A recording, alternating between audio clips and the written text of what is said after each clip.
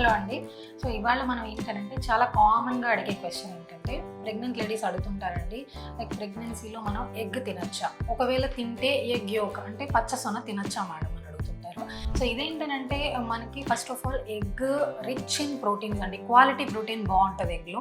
And also మన బాడీకి కావాల్సిన ప్లెంటీ ఆఫ్ వైటమిన్స్, మినరల్స్ ఇవన్నీ కూడా బాగుంటాయి అనమాట. And also one large egg almost ఒక around 180 to 200 milligrams of cholesterol ఉంటుందండి, which is healthy fat. And ఇంకేంటంటే కొలెస్ట్రాల్ అండి, మనకి ఎగ్లో మనకి almost 180 to 200 milligrams of cholesterol ఉంటుందండి. ఒక ప్రెగ్నెంట్ ఉమెన్కి per day around 300 milligrams of fats కావాలండి. సో ఇవేంటంటే ఆల్మోస్ట్ ఒక లార్జ్ ఎగ్ ఒక డే తీసుకున్నాము అని అంటే almost more than half of the fat requirement మనం తీసుకున్నట్టు అవుతుంది.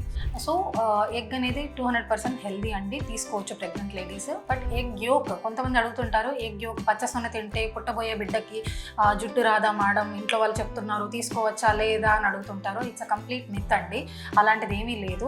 కాకపోతే ఈ పచ్చసొన ఎవరికైతే అవాయిడ్ చేయమంటామంటే కొంచెం ఎక్కువ బిఎంఐ, బాగా ఒబీస్గా ఉండే వాళ్ళని అండ్ హై బిఎంఐ ఉండే వాళ్ళని ఏం చేస్తామంటే ఆల్రెడీ కొలెస్ట్రాల్ లెవెల్స్ వాళ్ళకి ఎక్కువగా ఉండే వాళ్ళని ఏం చేస్తామంటే కొంచెం ఎగ్ యోక్ మాత్రం కొంచెం లిమిట్ చేయండి అని చెప్తాము. But egg whites perfectly they can take. One more important thing ఏంటి అంటే ఎగ్స్లో మనకు omega-3 ఫ్యాటీ యాసిడ్స్ ఉంటాయండి, DHA ఫ్యాటీ యాసిడ్స్ ఉంటాయన్నమాట.